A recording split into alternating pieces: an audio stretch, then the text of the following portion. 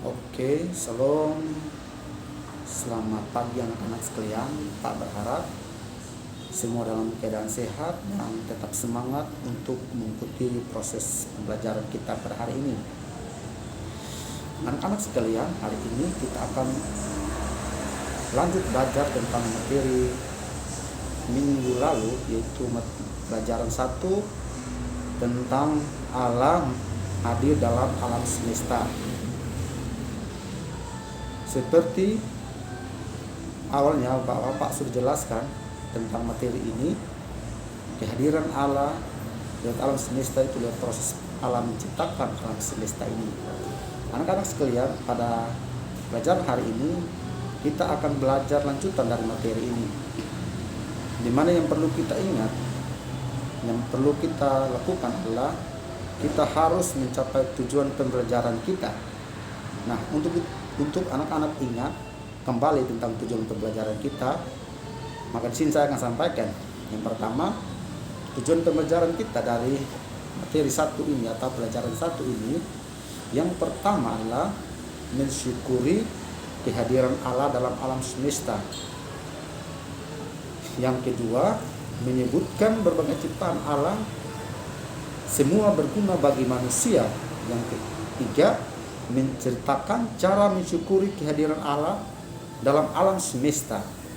Dan yang keempat, menunjukkan perilaku bersyukur dengan berbagai cara, membuat puisi, doa pendek atau dalam bentuk gambar.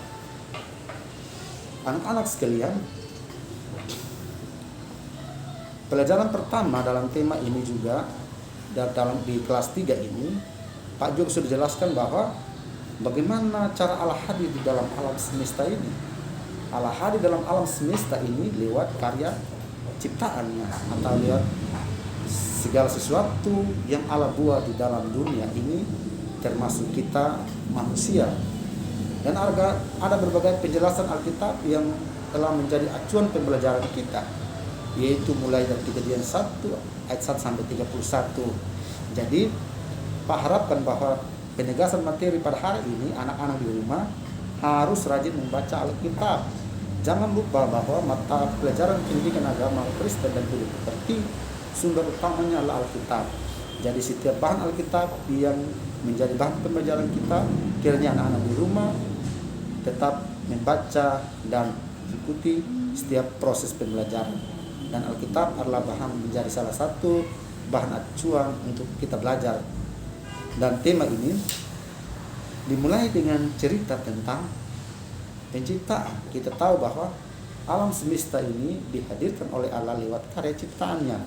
Pada materi minggu lalu juga Pak sudah jelaskan bahwa pada mulanya itu Tuhan Allah menciptakan langit dan bumi. Tapi awalnya bumi masih kosong, tidak ada satu makhluk pun di sana. Masih gelap gulita ya anak-anak, dan masih penuh dengan air bumi itu, permukaannya masih penuh dengan air. Tetapi roh Allah melayang-layang di situ, maka Allah mulai membentuk alam semesta ini menjadi indah. Nah, anak-anak sekalian, bahwa dalam proses pembentukan alam semesta ini, Allah seperti yang Pak jelaskan pada materi ini lalu, bahwa proses pembentukan alam semesta ini Allah bekerja mulai dari hari pertama, kedua, ketiga, keempat, kelima, dan keenam. Dan Allah berhenti pada hari yang ke-7. Dan anak-anak juga sudah mendapatkan materi minggu lalu bahwa pada hari pertama Allah menjadikan apa? Allah menjadikan terang. Dan pada hari kedua Allah menciptakan cakrawala. Nah, yang perlu diingat bahwa pada hari pertama dan hari kedua Allah menciptakan terang, supaya bumi ini atau alam semesta ini tidak hanya ada gelap, tapi juga ada terang, untuk memisahkan kegelapan dari terang. Jadi Allah menamai terang itu siang dan gelap itu malam. Anak-anak sekalian harus ingat bahwa setiap materi yang diberikan, anak-anak harus tahu misalnya Tuhan Allah menciptakan terang. Fungsi terang untuk apa dalam kehidupan kita sebagai manusia? Artinya kehadiran Allah dalam alam semesta ini, atau kehadiran Allah dalam alam semesta ini menunjukkan keberadaan Allah secara nyata, bahwa Allah ada dengan menciptakan alam semesta ini lewat terang yang dia kasih, yang dia kerjakan pada hari yang pertama. Begitu pada hari kedua Tuhan Allah menciptakan cakrawala. Nah, cakrawala ini fungsinya untuk apa? Kita tahu bersama pada materi minggu lalu Pak sudah jelaskan bahwa cakrawala dia memisahkan air dan air. Jadi cakrawala itu berfungsi memisahkan air yang ada di atas dan air yang ada di bawah. Jadi alam yang namanya cakrawala itulah langit. Harus perlu diingat, ditanamkan bahwa cakrawala diciptakan Allah untuk memisahkan air yang ada di atas dan air yang ada di bawah. Dan cakrawala itu adalah langit. Itu hari kedua. Hari ketiga, ya, pada minggu lalu juga Pak Yusuf sampaikan materinya bahwa pada hari ketiga Tuhan Allah menciptakan daratan, lautan, dan tumbuh-tumbuhan. Ya, Tuhan menciptakan daratan supaya manusia bisa hidup, supaya manusia bisa berkembang biak di situ dan bertambah banyak. Dan Tuhan Allah menciptakan lautan untuk menjadi tempat hidup makhluk-makhluk laut seperti ikan, seperti penyu, cumi-cumi, udang. Ya, tujuannya apa? Supaya ada makhluk yang hidup di situ. Nah, selain itu juga Tuhan menciptakan tumbuh-tumbuhan. Nah, tumbuh-tumbuhan diciptakan Tuhan untuk apa? Sebagai sumber makanan untuk manusia dan hewan. Jadi apa yang dibutuhkan oleh manusia sudah diciptakan oleh Allah pada hari yang ketiga. Misalnya Tuhan menciptakan darat untuk manusia bisa tinggal, bisa hidup, menetap, dan bertani di situ, bekerja. Tuhan menciptakan laut untuk hidup ikan-ikan, tempat hidup ikan-ikan, dan cumi-cumi, udang, penyu, pokoknya binatang laut semua. Dan Tuhan menciptakan tumbuh-tumbuhan untuk menjadi bahan atau sumber makanan bagi manusia dan hewan yang akan diciptakan manusia, yang akan diciptakan oleh Tuhan. Anak-anak sekalian, bahwa pada materi minggu lalu juga Pak sudah jelaskan bahwa pada hari ketiga Tuhan Allah menciptakan darat, laut, dan tumbuh-tumbuhan. Nah, hari ini kita akan berbicara tentang penegasan. Kenapa Tuhan Allah menciptakan hal-hal tersebut? Nah, tadi kan Pak sudah jelaskan. Sekarang kita lanjut kepada hari keempat. Hari keempat Tuhan Allah menciptakan benda-benda penerang, matahari, bulan, dan bintang. Tuhan Allah menciptakan matahari untuk dia menguasai siang, dan Tuhan Allah menciptakan bulan dan bintang untuk menguasai malam. Nah, kenapa Tuhan Allah menciptakan matahari, bulan, dan bintang? Ya, tujuannya untuk menyinari bumi, supaya manusia tidak hanya hidup di dalam kegelapan, tetapi ada benda-benda penerang yang menerangi manusia dalam setiap aktivitas manusia. Bayangkan saja anak-anak, kalau seandainya bumi atau dunia ini hanya ada kegelapan, yang ada kita kerja juga tidak bisa karena gelap. Bayangkan lampu mati saja kita beraktivitas terbatas. Nah, itulah kehebatan Tuhan. Dia menciptakan benda-benda penerang untuk menerangi siang dan untuk menerangi malam. Nah, pada materi minggu lalu juga pada hari kelima Pak sudah jelaskan bahwa pada hari kelima Tuhan Allah menciptakan ikan di laut dan burung-burung di udara. Nah, anak-anak sekalian, bahwa kenapa Tuhan harus menciptakan ikan dan burung-burung? Ya, ikan dan burung-burung sebagai sumber makanan atau yang menjadi bahan makanan untuk manusia, untuk makan dan bertahan hidup. Nah, jadi ketika Tuhan Allah merencanakan segala penciptaannya di alam semesta ini, Tuhan Allah sudah tahu bahwa setiap yang apa diciptakan itu baik dan punya fungsi yang baik untuk semua ciptaannya. Jadi Tuhan Allah menciptakan ikan di laut dan burung-burung di udara menjadi sumber makanan bagi manusia. Jadi pada hari kelima Tuhan Allah menciptakan ikan di laut dan burung-burung di udara. Jadi anak-anak harus ingat setiap proses penciptaan Allah ini pada hari pertama dan seterusnya. Oke, minggu lalu juga Pak sudah jelaskan tentang pada hari ke-6 Tuhan Allah menciptakan binatang darat dan manusia. Nah, manusia ini adalah ciptaan Tuhan yang paling istimewa. Kenapa istimewa? Karena manusia diberi tugas oleh Tuhan supaya dia menjaga, melindungi semua ciptaan Tuhan agar tidak punah. Nah, pada zaman sekarang ini manusia harus lebih menjaga karya ciptaan Tuhan, karena semakin bertambahnya manusia, maka kebutuhan tempat tinggal juga semakin banyak. Otomatis hutan-hutan akan ditebang dan segala macam pepohonan akan dibuat rumah, kayu-kayu, bambu tebang untuk dibuat rumah, dan kebutuhan makan manusia semakin banyak. Maka dengan adanya persawahan, maka hutan-hutan akan digunduli untuk dibuat sawah.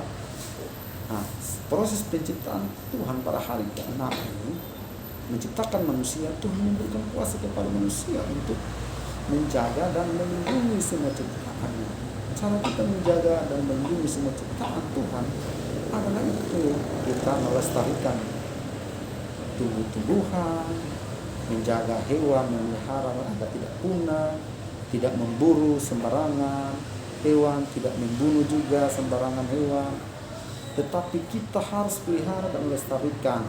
Misalnya ketika kita menebang pohon, kita jangan lupa untuk ganti menanamnya. Misalnya kita membunuh hewan, kita jangan lupa untuk ganti memeliharanya. Jadi apapun yang kita lakukan sebagai manusia, kita harus lakukan dengan mengingat perintah Tuhan bahwa kita diberi tugas untuk menjaga, melestarikan dan melindungi semua ciptaan Tuhan. Nah, anak-anak sekalian, juga para materi minggu lalu juga Pak jelaskan bahwa pada hari ke-7 Tuhan Allah beristirahat dan memberkati semua ciptaannya dan menguduskan hari itu sebagai hari perhentian. Anak-anak sekalian, bahwa materi pelajaran 1 Allah hadir dalam alam semesta ini, dia menyatakan, menceritakan tentang kehadiran Allah dalam alam semesta ini lewat karya ciptaan Allah. Jadi anak-anak harus ingat karya ciptaan Allah mulai dari hari pertama sampai hari ke-6 dan sampai hari ke-7 apa yang Allah lakukan. Nah, dengan begitu anak-anak diharapkan mampu untuk mencapai tujuan pembelajaran kita yang dari awal sudah Pak sampaikan, yaitu harus mampu mensyukuri kehadiran Allah dalam alam semesta. Cara mensyukuri kehadiran Allah dalam alam semesta seperti apa? Yaitu dengan kita menjaga, memanfaatkan semua yang Allah ciptakan dan melestarikan semuanya agar tidak hancur dan punah. Terus tujuan pembelajaran kita yang kedua adalah menyebutkan berbagai ciptaan Allah, semua berguna bagi manusia. Jadi kita harus mampu dan paham bahwa semua ciptaan Allah itu berguna bagi manusia, maka kita harus memanfaatkan dengan sebaik-baiknya. Nah, dan sebagai ciptaan Tuhan, tujuan pembelajaran kita yang ketiga adalah menceritakan cara mensyukuri kehadiran Allah dalam alam semesta ini. Jadi kita tetap harus tahu cara kita mensyukuri kehadiran Allah dalam semesta ini lewat perbuatan kita melindungi sesama, tidak mencelakakan orang lain, dan tidak sembarang memotong hewan atau tidak sembarang membunuh hewan, dan juga tidak sembarang untuk menebang pohon. Nah, itu berarti kita harus tahu cara kita mensyukuri kehadiran Allah dalam alam semesta ini dengan menjaga ciptaannya. Anak-anak sekalian, nah, tujuan pembelajaran kita yang keempat juga, seperti yang tadi sudah perhatikan, kita harus menunjukkan perilaku bersyukur dengan berbagai cara. Jadi kita sebagai makhluk ciptaan Tuhan yang paling mulia, anak-anak harus tahu bahwa kita diciptakan Tuhan berbeda dari semua makhluk ciptaan Tuhan yang lain. Kita diberikan akal budi untuk berpikir. Jadi kita adalah makhluk ciptaan Tuhan yang paling pintar dari semua yang diciptakan oleh Tuhan. Maka kita harus menjaga, karena Tuhan telah memberikan kita kuasa puasa kita gunakan dengan sebaik-baiknya, maka kita harus menunjukkan perilaku bersyukur dengan berbagai cara dalam setiap kehidupan kita. Karena anak-anak dalam proses pembelajaran, maka anak-anak bisa menunjukkannya lewat membuat puisi, memuji dan membesarkan kebesaran Allah, atau doa pendek, atau anak-anak bisa menggambar keindahan alam ciptaan dunia ini. Baik, anak-anak sekalian, jadi materi pelajaran ke-1 untuk penegasan pada hari ini sampai di sini. Jadi sebentar setelah selesai pelajaran ini, anak-anak diharapkan untuk datang ke sekolah. Bagi yang belum mengambil LKS pelajaran 1 dan belum memfotokopi buku, harap datang untuk mengambilnya. Dan juga hari ini, setelah selesai pelajaran ini, kita akan ulangan harian pertama untuk pelajaran ini. Jadi anak-anak sekalian diharapkan sebentar untuk datang mengambil soal ulangan harian pertama untuk pelajaran 1.